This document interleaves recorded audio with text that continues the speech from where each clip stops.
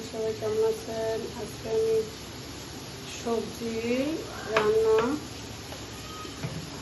শিম, copy, tomato, আলু দিয়ে সবজি, হালকা পাতলা সবজি।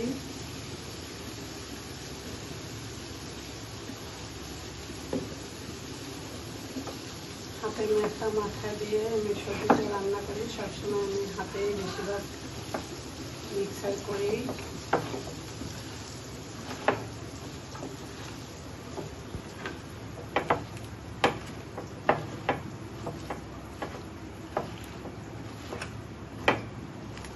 সব মশলা দিয়ে পেঁয়াজ, রসুন, আকালি সব দিয়ে মেখে রান্নাটা হবে।